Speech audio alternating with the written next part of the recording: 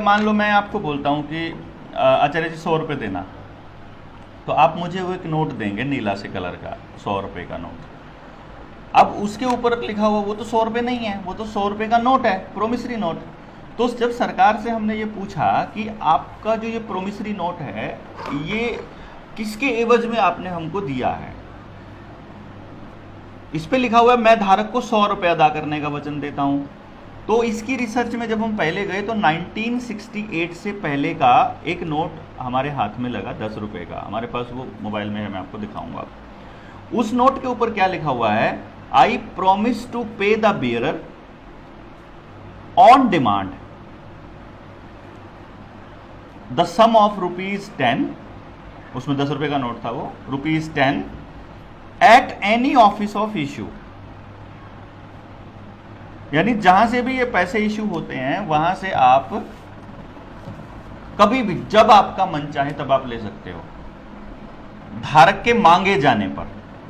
अब उन्होंने 1968 में ये काट दिया, eight any office of issue काट दिया और ये ऑन डिमांड काट दिया, और प्रोमिसरी नोट को ऐसे रख दिया मैं धारक को 100 रुपये अदा करने का वचन देता। तो उससे पूछा गया कि ये 100 रुपये क्या हैं।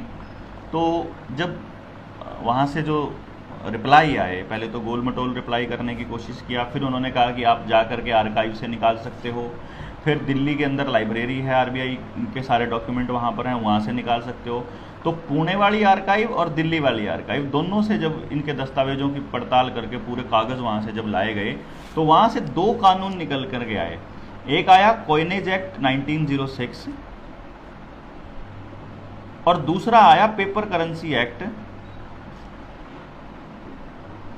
1882 और साथ में आईपीसी जो 1860 का है।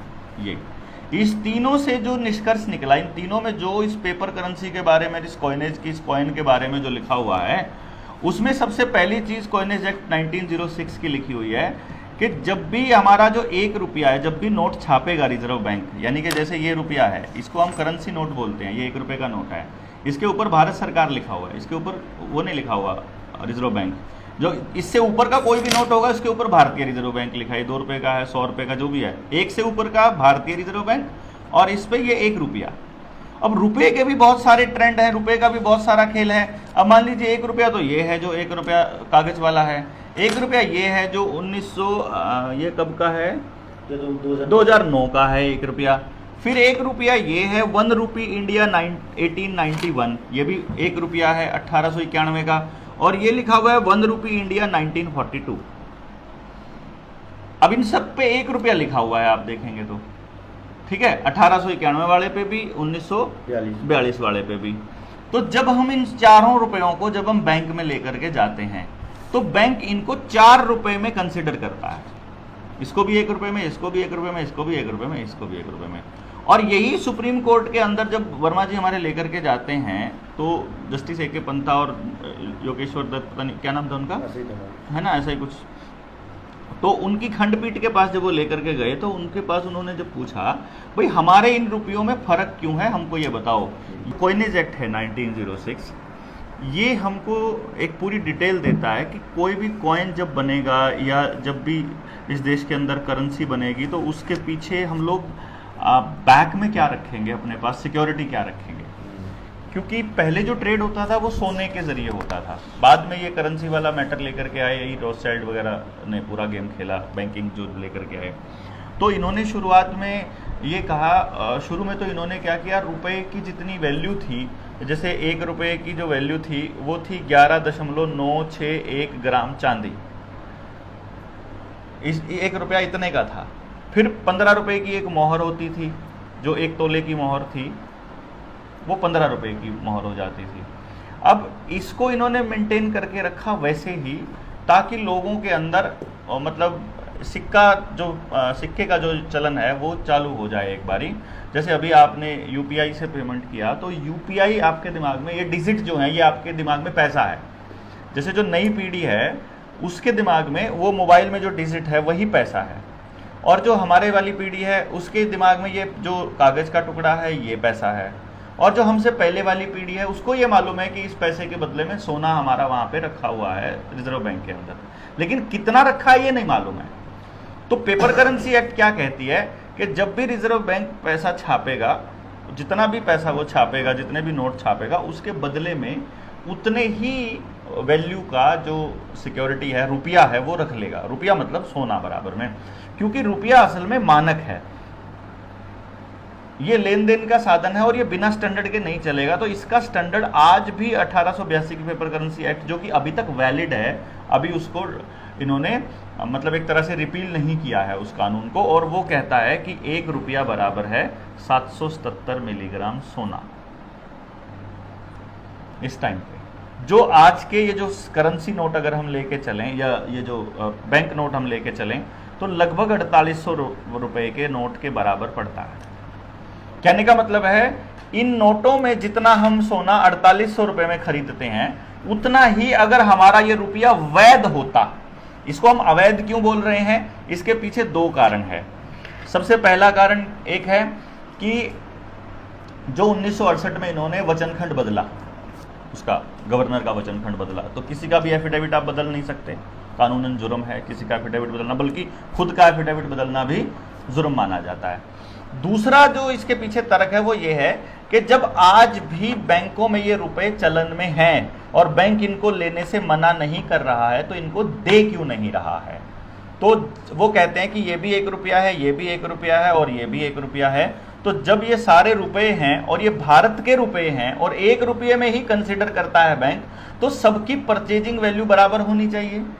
परचेजिंग वैल्यू इन 2 रुपयों की तो कोई परचेजिंग वैल्यू है ही नहीं है, इनमें तो टॉफी आती है एक आजकल के टाइम पे इसके अंदर तो, और इनकी परचेजिंग वैल्यू इतनी है कि एक में 50 किलो गेहूं आ जाता है, एक के अंदर जो है वो 25 किलो गेहूं आ जाएगा।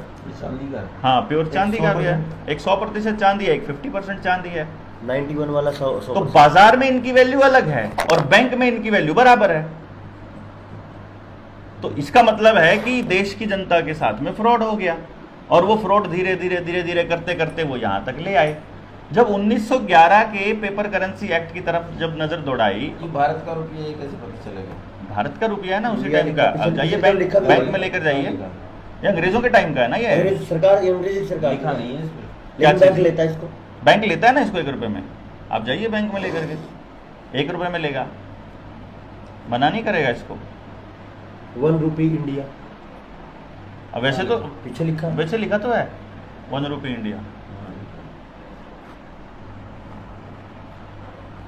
तो ये 1 रुपया, इसके ऊपर भी इतना ही लिखा है भारत, और इधर 1 रुपया।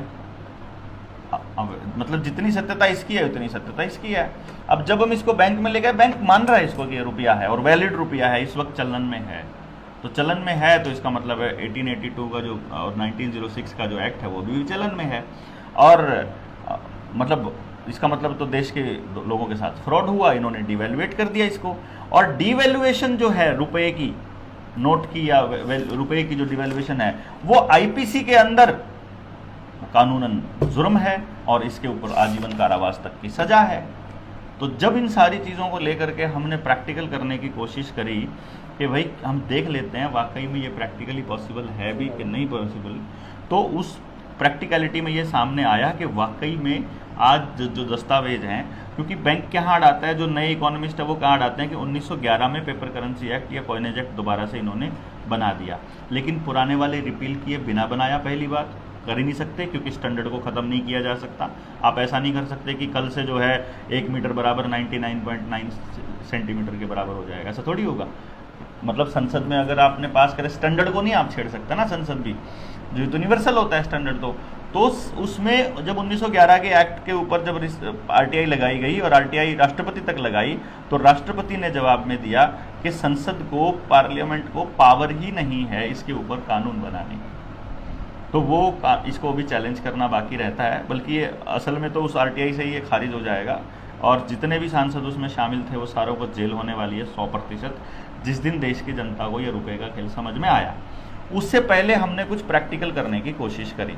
प्रैक्टिकल में क्या हुआ कि हमने जिन लोगों से लोन की अदायगी नहीं हो पा रही थी, वो इतनी गरीबी में है कि उनकी ज़मीन, मकान, दुकान, फैक्ट्री, कुछ भी अगर मान लो इस पोजीशन पर है कि बिल्कुल कुड़की होने वाली है और अब उनके पास ऑप्शन ही नहीं बचा है कुछ भी कुड़की के अलावा, वो हमको दो। हम ये सारे दस्तावेज उसके साथ में लगा करके, अपने कागज़ लगा करके और बैंकों को हम लोग भेजते हैं। सुनील का भी एग्जाम्पल उसके अंदर एक शामिल है।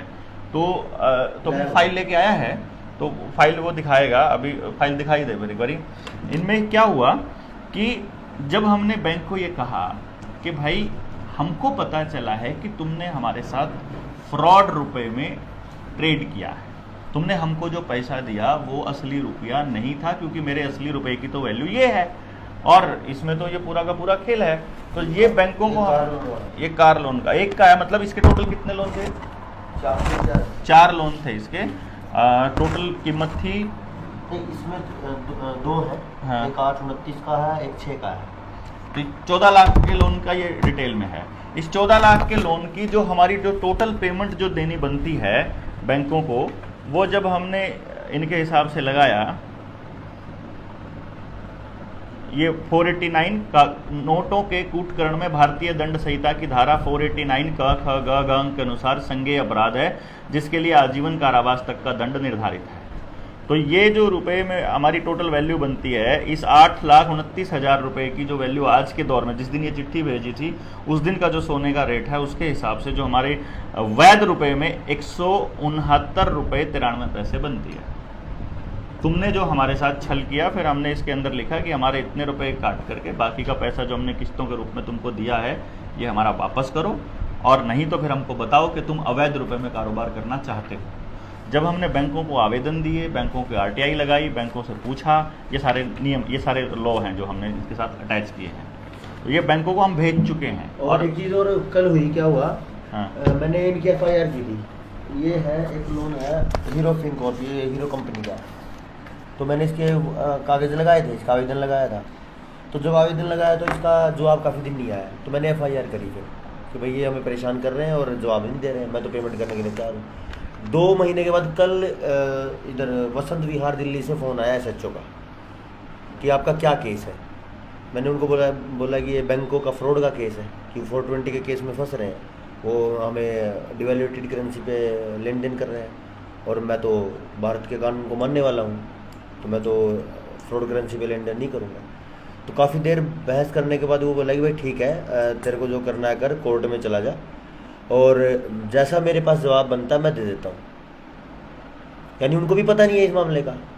तो मैंने उनको यही बोला कि जो आपके तरफ से जो जवाब बन रहा है वो लिख के दो, तो मैं आगे की कार्रवाई अपने आप करूँगा फिर। यानी पहले हम सिविल सूट में जाएंगे, आवेदन कर रहे हैं, भाई बता दो, हम पेमेंट कर ले लो, और जब वो सिविल सूट से नहीं मान रहे तो फिर क्रिमिनल सूट में जाएंगे, क्योंकि 420 में फंस रहे हो।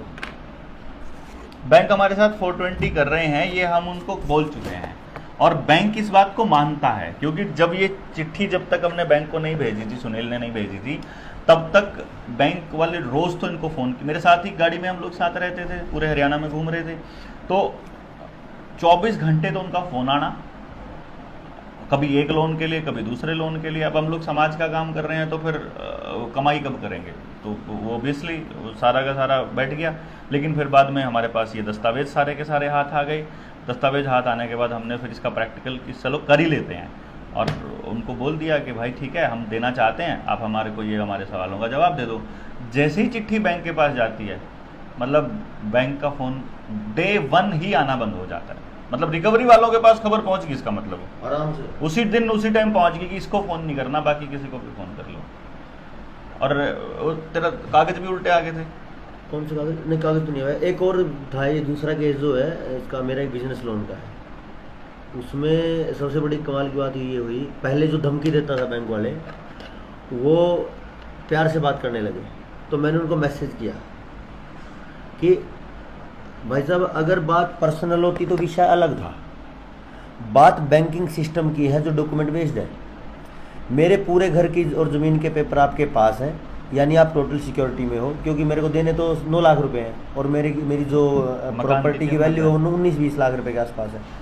यानी मैंने उनको बोला कि आपकी टोटल सिक्योरिटी में नीलामी करवा दो, करवा सकते हो तो मैं तैयार हूँ, अगर हिम्मत है तो करवा दो। लेकिन मैंने कुछ सवाल पूछे बैंक से, यानी सिस्टम से, पर्सनल मैटर नहीं है अपना कुछ भी। तो बैंक तो डॉक्यूमेंट बेस्ड काम करता है, मैं भी डॉक्यूमेंट का जवाब डॉक्यूमेंट्स में ही चाहता हूँ, और साफ साफ लिखा है कि मैं आपकी शर्तों पर ही कर्ज की अदायगी करूँगा, केवल जवाब दे दो। अभी तक इसका कोई जवाब नहीं आया। अब बोल रहे हैं कि यार मिल ले एक बार, जो पहले धमकी देता था बोल रहे मिल ले यार एक बार। कि बैंक मैनेजर है। अब ये सेटलमेंट की बात करेगा, मैं सेटलमेंट करूं, क्यों करूंगा? सेटलमेंट कर लूं कितने में भी, या 0 पे करूं, तो वो तो फिर वो सिविल को तो वहीं वो जाना है। एनपीए करेगा उसको, सिविल खत्म होने वाला है, तो सेटलमेंट में भी करेगा, और ना ये हम इस तरीके से जाएंगे तो भी करेगा। तो हम कानून के हिसाब से जाएंगे। लेकिन कानून जब जो ये कहता है- कोर्ट में कवर होगा, एक बहुत बड़ा जो डेवलपमेंट अपना हुआ है जनता सरकार मोर्चा का, वो ये हुआ है कि किसी का भी कितना ही बड़ा लोन है अगर, तो उस लोन की अदायगी को हम लोग कर रहे हैं। अगर आपने एक किस्त भी अगर अदा की हुई है तो, नहीं अगर भी की है एक तो- किस्त भी नहीं भी दी हुई है तो छोटे मोटे अमाउंट का क्या 8 लाख रुपए के 125 रुपये देना तो हमारे लिए भी कोई बड़ी बात नहीं है। हम क्या कर रहे हैं, हम बैंक को सिर्फ चिट्ठी ये लिख रहे हैं कि तुम्हारा जितना रुपया बनता है उस रुपये के हिसाब से जितनी उसकी परचेजिंग पावर है उतनी ही परचेजिंग पावर हमारे वैध रुपए की इतनी रुपए की बनती है। तो आप लोग हमारे खाते से इतना रुपया काट लीजिए, हम उसका चेक भेज रहे हैं, बाकी एक भी रुपया उसमें से काटने की ज़रूरत नहीं है। और जब तक हमारा ये मसला सॉल्व नहीं हो जाता, जब तक बैंक इसका जवाब नहीं दे देता हमारे अकाउंट में से एक भी पैसा काटा तो तुम लोगों के ऊपर हम लोग कानूनी कार्रवाई करेंगे। सिंपल। उसके बाद फिर बैंक ना तो पैसा काटता है, ना ही उसके बाद फिर कोई और कार्रवाई, फिर तो पुलिस की कार्रवाई, फिर धारा 80 का नोटिस, फिर दूसरी RTI जो FIR वो सब चलती हैं, फिर कागजी कार्रवाई। हमारा ज़मींदार या हमारा जो आम जो नागरिक है देश का, वो कहाँ फंसता है इस बैंकिंग सिस्टम के आगे कि जब बैंक वालों का फ़ोन आता है, एक तो वो डर जाता है कि पड़ोसी क्या कहेंगे, मतलब इज्जत बेइज्जती वाला जो पंगा है। दूसरा, उसको समझ नहीं है कि बोलना क्या है उनके आगे। और तीसरा, वो बैंक मैनेजर से जाके पर्सनल मिल लेता है। मतलब क्या करता है कि बैंक मैनेजर ने एक नोटिस दिया बंदे को, अब उसने क्या किया कि तुम्हारा इतनी किस्तें, तुम्हारी 3 किस्तें जो है वो टूट चुकी हैं, अब तुमको नोटिस भेज रहे हैं, या तो करवा दो नहीं तो तुम्हारा जो अकाउंट है वो NPA हो जाएगा। वो बंदा आकर के बैंक मैनेजर से मिल लेता है, बैंक मैनेजर को वो समझा देता है कि मेरा अभी नहीं है, मैं अगले महीने दे दूंगा। बैंक मैनेजर उसको फिर महीने भर का समय दे देता है, बैंक मैनेजर फिर से दूसरा नोटिस भेज देता है, वो फिर आके मिल लेता है, वो फिर समय ले लेता है। ऐसा करके वो साल 6 महीने निकाल देता है ऐसे ही। अब वो बैंक मैनेजर को कुछ भी लिखित में नहीं देता, हमारे वाला बंदा। बैंक मैनेजर सब कुछ लिखित में दे रहा है, पहला नोटिस भी, दूसरा नोटिस भी, तीसरा नोटिस भी। तो जब बैंक मैनेजर जाकर के कोर्ट में खड़ा होता है, बैंक जब कोर्ट में खड़ा होगा तो कोर्ट में दस्तावेज बैंक की तरफ से मिलते हैं, हमारी तरफ से एक भी दस्तावेज मिलता नहीं है। तो जो मालिक है, जो जमीन का मालिक है, उसके पास तो कोई कागज नहीं होता है। तो यहाँ पे फंसता है पहले नंबर पे, तो लिखित कार्रवाई नहीं करते हैं। दूसरी जहाँ फंसता है वो ये है कि अब सरफेसी एक्ट आ गया है। सरफेसी एक्ट के अंदर DC को परमिशन दे दी, DC को ये पावर दे दी गई है कि वो महीने 2 महीने के अंदर अंदर आपकी ज़मीन की कुर्की के आदेश दे सकता है। तो बैंक वहाँ पहुँचती, क्योंकि क्या होता है कि गूगल पे कितना सर्च हो रहा है, लोग कितने वीडियोस देख रहे हैं और कितने शब्द इस्तेमाल हो रहे हैं, आर्टिफिशियल इंटेलिजेंस उनको पूरा जानकारी दे रहे हैं कि रुपए के ऊपर देश में जागृति आ रही है, लोग बात करने लगे हैं। तो वो अब धीरे धीरे इस रुपए को गायब करके डिजिटल करेंसी लाने की फिराक में है। CBDC, ई रुपया जो लेके आने हैं, CBDC के जल्दी से जो है आपके पास से ये जो करेंसी नोट है ये खत्म हो जाए। पहले 2000 का खत्म, फिर 5000 का, तो ऐसे करके, क्योंकि अगर करेंसी नोट रहेगा, अगर बैंक नोट रहेगा तो आपको मालूम रहेगा कि खेल क्या है रुपए का। अभी नवंबर में 500 का दिखाने वाले हैं। 500 का भी खा सकते हैं ये, तो 500 वाला खा गए तो उसके बाद में जो है वो आपको मतलब कोई लाभ दे देंगे। अभी इन्होंने मतलब ट्रिलियंस और ट्रिलियंस में रुपया छाप के रखा हुआ है, हर आदमी के खाते में लगभग 1 लाख रुपया ट्रांसफर करने वाले हैं ये, हर आदमी के खाते में, जितनी भी पॉपुलेशन है सबके खाते में। क्योंकि आगे क्लाइमेट के नाम पर या 2025 में कोई दूसरी बीमारी के नाम पर अभी आने वाले वक्त में लॉकडाउन लगने वाला है, ये तैयारी करके बैठे हुए हैं। और उसी टाइम जैसे ही वो लॉकडाउन लगेगा आपके खाते में ट्रांसफ़र हो जाएगा पैसा आपके काम चलाने के लिए। तो आपको कुछ भी परचेज़ करना है आप ऑनलाइन ऑर्डर कीजिए, ड्रोन आपके घर छोड़ के जाएगा। क्योंकि वैसे तो नोट से जो है वो बीमारी फैलती है, वायरस फैलता है, नोटों का इस्तेमाल नहीं करना है, आदमी का हाथ नहीं लगेगा, ड्रोन छोड़ के आएगा। आपको इस तरह का माहौल बनाएंगे ये, तो वो असली माहौल है बेसिकली आपको घरों में रखना और ऑनलाइन को ज़्यादा से ज़्यादा प्रमोट करना, चाहे उसमें वर्चुअल रियलिटी को प्रमोट करना है, डिजिटल करेंसी को प्रमोट करना है, सब कुछ घर बैठे करने को प्रमोट करना है, आपकी काम धंधे को चौपट करना है, आपके बाज़ार को चौपट करना है, पब्लिक में आपकी अपीयरेंस को ख़त्म करना है, पब्लिक में अगर सरकार के विरोध में अगर आपकी बातें जा रही हैं, सरकार को अगर नुकसान हो रहा है तो उनकी सभाओं को रोकना बेसिकली। असली पर्पस ये है, क्योंकि सरकार वाली सभाएं तो कोरोना के टाइम पे भी नहीं रुकी थी, वो तो चल रही थी पूरा दबा के। तो ये तो है इनका डिजिटल करेंसी लाने का प्लान। तो इसमें हम लोग लगभग कर्ज मुक्त हम हर व्यक्ति को कर पा रहे हैं, जितने भी अभी लोग आए हैं। हालांकि इसका परिणाम क्या निकलेगा अभी? जो मान लो आपको नोटिस आना बंद हो गया या बैंक ने अप्रोच करना बंद कर दिया कलेक्शन टीम ने, देखो पहले तो आगे हम अटैक डिफेंसिव मोड में आ गए कि भाई हम बच गए, कि हमारा जो टॉर्चर था वो खत्म हो गया। जैसे ही उनकी तरफ से प्रेशर आना बंद हो जाता है तो हम क्रिमिनल सूट पे जाते हैं, FIR करेंगे, धारा 80 का नोटिस आएगा।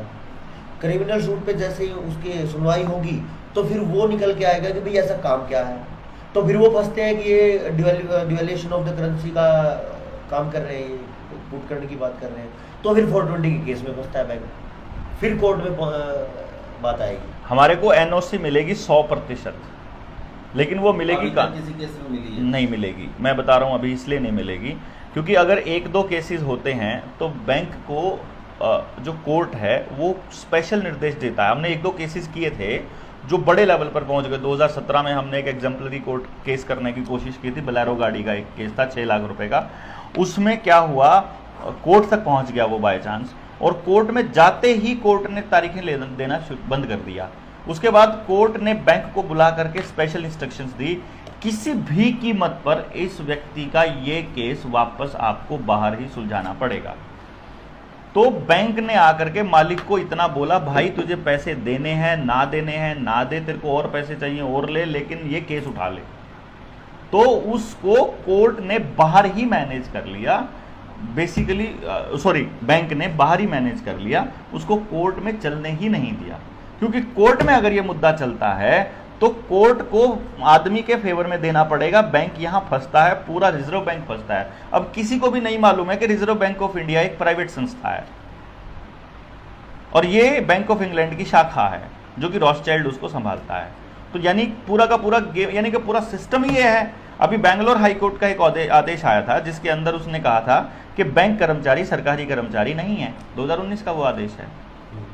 ठीक है, इसका मतलब ये हुआ कि बैंकिंग जो है, बैंक में काम करने वाले लोग सरकारी नहीं है, ना बैंक की कोई प्रॉपर्टी, किसी भी दुनिया के किसी भी देश में बैंकों के पास अपनी कोई प्रॉपर्टी नहीं है। हमको तो लोन देते हैं वो बैंक मकान बनाने के लिए, हमको तो लोन दे रहे हैं फैक्ट्रियां खोलने के लिए, बिजनेस शुरू करने के लिए, और अपना उनके पास 1 गज भी जमीन नहीं है, कहीं पर भी 1 ईंट तक नहीं लगाया। इसका मतलब पूरा बैंकिंग सिस्टम को मालूम है कि हम लोग भागने वाले हैं कहीं, जब जैसे ही देश को पता चल जाएगा।